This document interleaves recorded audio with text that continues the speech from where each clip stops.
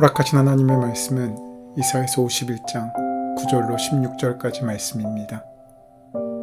여호와의 발이여 깨소서, 깨소서, 능력을 베푸소서. 옛날 옛시대에 깨신 것 같이 하소서. 라합을 점이시고 용을 찌르시니까 어찌 주가 아니시며, 바다를 넓고 깊은 물을 말리시고 바다 깊은 곳에 길을 내어 구속받은 자들을 건너게 하시니까 어찌 주가 아니시니까. 여호와께 구속받은 자들이 돌아와 노래하며 시온으로 돌아오니 영원한 기쁨이 그들의 머리 위에 있고 즐거움과 기쁨을 얻으리니 슬픔과 탄식이 달아나리이다. 이르시되 너희를 위로하는 자는 나 곧 나이니라. 너는 어떠한 자이기에 죽을 사람을 두려워하며 풀같이 될 사람의 아들을 두려워하느냐. 하늘을 펴고 땅의 기초를 정하고 너를 지은 자 여호와를 어찌하여 잊어버렸느냐. 너를 멸하려고 준비하는 저 학대자의 분노를 어찌하여 항상 종일 두려워하느냐. 학대자의 분노가 어디 있느냐. 결박된 포로가 속히 놓일 것이니 죽지도 아니할 것이요 구덩이로 내려가지도 아니할 것이며 그의 양식이 부족하지도 아니하리라. 나는 내 하나님 여호와라. 바다를 휘저어서 그 물결을 뒤흔들게 하는 자이니 그의 이름은 만군의 여호와니라. 내가 내 말을 내 입에 두고 내 손 그늘로 너를 덮었나니 이는 내가 하늘을 펴며 땅의 기초를 정하며 시온에게 이르기를 너는 내 백성이라 말하기 위함이니라. 이사야서 51장의 말씀은 하나님께서 유다 백성 이스라엘에게 주신 말씀으로 그 민족의 정체성이 무엇인지를 말씀해 주고 있습니다. 너희들이 지금 여러 가지 환난과 고난 가운데 있지만 너희가 어떤 존재인지를 생각해 보라는 것입니다. 그 정체성이 너희로 환난과 고통 가운데 그냥 떠밀려가지 않도록 만들 것이고 너의 정체성을 분명히 알아야 너희가 하나님의 은혜를 누릴 수 있다라고 말씀하시는 것입니다. 이것은 하나님의 말씀에 따르며 의를 쫓는 자들을 하나님께서 구원하실 것이기에 고난 가운데 있을지라도 낙심하지 말라는 위로의 메시지입니다. 오늘 본문은 BC 6세기를 배경으로 하고 있습니다. 바벨론의 포로로 잡혀간 이스라엘 백성들의 역사는 눈물과 아픔의 역사였습니다. 이스라엘 백성들만큼 고난의 길을 가는 백성이 없었습니다. 그들은 역사 속에서 수없이 많은 사막과 광야의 삶을 살았습니다. 애굽 땅에서 사막의 고통을 경험했습니다. 그리고 바벨론이라는 거대한 제국 밑에서 예루살렘은 다 파괴되고 백성들은 포로로 잡혀가게 됩니다. 그리고 거기서 무려 70년 동안이나 고난의 생활을 견디어야 했습니다. 잃어버린 성전을 회복하는 그들의 꿈은 바래져 갔습니다. 그리고 이제 그들의 귀향을 방해하는 것은 외부적인 환경만이 아니었습니다. 70년이라는 세월을 그것에 살면서 그 땅에 쌓아놓은 그들의 삶의 모든 자산들이 이제는 그들의 발목을 붙잡는 이유가 되었습니다. 그렇게 그들은 영적인 뿌리와 멀어지게 되었고 뿌리에서 떨어진 나무의 운명처럼 말라가고 있었습니다. 그들은 사막과 광야를 경험하면서 마음속 희망이 사라져 버리게 된 것입니다. 그들의 눈에 회복의 기미가 전혀 보이지 않았습니다. 그곳은 폐허가 된 황폐한 곳이었습니다. 이제 끝이라고 생각했습니다. 민족의 정체성마저 포기할 수밖에 없는 위기에 도달했습니다. 그 땅에 사는 것에 타협해야 될 순간이 이른 것처럼도 여겨졌습니다. 하지만 그 순간 하나님의 음성이 다시 들려왔습니다. 그것은 이스라엘을 다시 위로하시고 격려하시는 말씀이었습니다. 하나님의 음성을 들은 사람들은 의를 추구하고 하나님을 기다리며 사모하던 사람들입니다. 여호와를 찾는 사람들에게 놀라운 복음의 소식이 들려온 것입니다. 비록 지금은 처량한 신세이지만 낙심하지 말라고 말씀하십니다. 그리고 그것을 견디어낼 수 있도록 위로하시고 격려하십니다. 사랑하는 여러분, 우리가 아무것도 할 수 없는 고통의 시기에 하나님께서 우리에게 말씀하시는 것을 듣는 것이 바로 믿음입니다. 들을 수 없을 것 같아 모든 것을 포기하고 싶을 때, 어떻게 살아야 할지 몰라 모든 삶의 의미를 다 내려놓고 혼자 있을 때 하나님께서 우리를 찾아오셔서 회복시키시기를 원하셨습니다. 그러나 그 은혜가 우리에게 온전히 임하기 위해서는 우리 마음속에 하나님을 사모하는 그 마음이 반드시 있어야 했습니다. 현실 속에서 실망하고 낙담할지라도 내 영혼이 하나님을 향하여 그리워하고 목말라하며 찾는 마음이 있어야 한 것입니다. 그럴 때 하나님께서 새 역사를 이루어 주십니다. 9절에서 11절의 말씀은 바벨론 압제의 고통 속에 신음하던 이스라엘 백성을 건져내달라는 선지자의 간곡한 부르짖음의 외침이 담겨 있습니다. 예언자는 현실의 고통 속에서 다가올 미래의 환상을 보는 사람이고 희망을 선포하는 사람입니다. 민족의 아픔과 고통을 보면서 하나님께서 주시는 희망을 선포하는 이사야의 모습은 마치 선각자와도 같습니다. 이사야는 하나님의 관점에서 이스라엘의 미래를 보았습니다. 우리도 우리가 만나는 상황과 아픔을 하나님의 관점으로 볼 수 있어야 합니다. 크리스천들은 정치적, 사회적, 경제적 관점이 아니라 성경적 관점, 하나님의 비전으로 우리의 삶의 미래를 보고 예언하고 꿈을 꾸는 것이 중요합니다. 예언의 주제는 깨어남입니다. 깨어나는 것이 역사의 주제입니다. 역사의 어두움을 밝히고 밝아오는 새벽을 맞이하는 예언자적 모습이 이사야에게 있었습니다.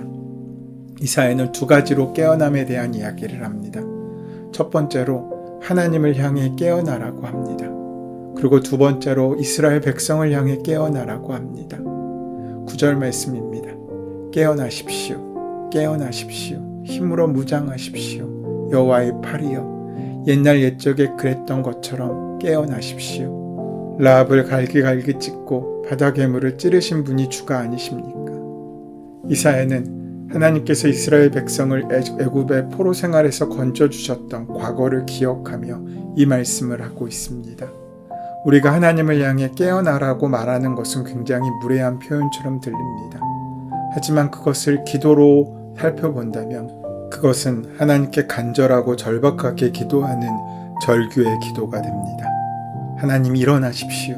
깨어나십시오. 제가 지금 죽게 되었습니다. 이런 급박한 상황에서 하나님을 향해 부르짖는 절규가 바로 깨어나십시오라는 표현입니다. 우리도 하나님을 향해 절규할 때가 있습니다. 세상이 불공평하고 불의로 가득 차 있는데 하나님은 주무시는 것 같고 침묵하시는 것 같을 때입니다. 그때 이사야는 절망하고 포기하고 주저앉는 대신에 하나님께 부르짖었습니다. 여기서 말하는 라합과 바다 괴물은 애굽을 말합니다. 이사야는 예전에 이집트를 무찌르셨듯이 바벨론도 물리쳐 주십시오라고 말하는 것입니다. 시편을 보면 원수들에게 시련을 당하고 고난을 겪을 때 이런 절규를 합니다. 시편의 기자들, 특별히 다윗은 너무 힘들고 억울하고 아무 이유 없이 고난을 받지만 어느 누구도 도와주지 않을 때 이렇게 하나님을 향해 부르짖어 간구하며 기도했습니다. 이렇게 하나님을 향해 울부짖는 기도는 시편 기자나 예언자들의 공통된 모습이었습니다. 여러분은 어떻습니까? 억울한 일을 당해본 적이 있으십니까? 인간적으로 스스로 해결할 수 없는 상황 속에 빠져본 적이 있으십니까? 그럴 때 우리는 하나님의 응답을 바라지만 하나님께서는 침묵하는 것처럼 보입니다. 이럴 때가 바로 기도해야 할 때입니다. 그것도 그냥 기도하는 것이 아니라 부르짖어 간구하며 기도해야 할 때입니다.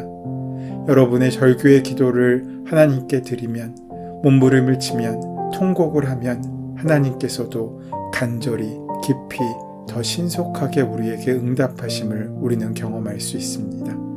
10절에 하나님의 응답이 있습니다. 바다를 깊고도 깊은 물을 완전히 말리시고 바닷속 깊이 길을 만드셔서 구원받은 사람들을 건너가게 하신 분이 주가 아니십니까? 하나님을 향해 깨어나라고 기도했던 이사야가 하나님께서 행하신 기적을 기억하고 있습니다. 이스라엘 백성들이 이집트를 떠날 때 홍해를 육지같이 가르고 바다에 길을 내셨던 일입니다. 우리가 그렇게 간절히 부르짖어 기도할 때 꼭 해야 할 일이 있습니다. 그것은 하나님께서 행하신 역사를 기억하는 것입니다. 하나님께서 천지를 창조하시고 노아를 통해서 방주를 짓게 하시고 홍수에서 건지시지 않았습니까? 라고 기도를 하면 내면으로부터 위로가 오기 시작합니다. 하나님께서는 기적을 베푸시는 분이십니다. 이사야는 홍해 사건을 기억했습니다. 신약을 보면 예수님은 풍랑을 잠잠하게 하셨고 귀신을 쫓아주셨습니다. 앉은뱅이를 일으켜 세우시고 귀머거리에 귀를 들리게 하시고 눈먼 자의 눈을 뜨게 하시고 문둥병을 고쳐주셨습니다. 예수님은 가장 연약하고 소외된 자를 환영해 주셨습니다. 여러분이 절규할 때 하나님의 기적을 기억하시고 예수님이 하셨던 그 위대한 일들을 묵상하시기 바랍니다. 그러면 여러분의 절규가 위로로 변하기 시작할 것입니다. 여러분의 고통이 하나님의 침묵이 응답으로 오기 시작합니다. 여러분, 힘들고 답답할 때 하나님께서 행하신 기적을 기억하십시오. 그리고 앞으로 우리의 삶 가운데 일어날 그 기적의 축복을 상상하십시오. 그럴 수 있다면 우리에게 이제 슬픔과 한숨은 존재하지 않을 것입니다. 절망과 죽음도 존재하지 않을 것입니다. 우리의 사업이 힘들고 돈도 없고 손님도 없고 여러 가지 문제가 있어서 한숨밖에 나오지 않는 상황 가운데 절망하지 않고 믿음을 가지고 하나님의 비전을 볼 수 있어야 합니다. 그렇게 믿음을 가져야 합니다. 어두운 현실에서 믿음을 갖기는 너무나 힘들지만 즐거움과 기쁨이 올 것이고 슬픔과 환난은 떠날 것입니다. 이 믿음이 이사야에게 있었습니다. 사랑하는 여러분, 기도할 때 힘들다고 징징대며 기도하지 말고 하나님의 비전을 가지고 이루실 것을 기대하는 마음으로 기도하십시오. 그 믿음을 가지고 기도하십시오. 하나님께서 우리에게 복을 주신다는 약속과 믿음으로 기도하면 그 기도는 반드시 응답되고 현실이 될 것입니다. 이것이 오늘 본문이 우리에게 주시는 귀한 메시지입니다. 개인의 일이나 가정의 일이나 민족의 일이나 국가의 일이나 상관없이 항상 이러한 원칙을 기억할 수 있어야 합니다. 절규할 때마다 신음할 때마다 기억할 수 있어야 합니다. 우리 하나님은 살아계시며 어제나 오늘이나 영원토록 동일하십니다. 하나님의 약속은 결코 변하지 않으십니다. 그러면서 이어지는 12절로 16절까지의 말씀은 선지자의 간곡한 호소에 응답하시는 하나님의 격려와 말씀과 구원을 보장하시는 은혜의 말씀이 담겨 있습니다.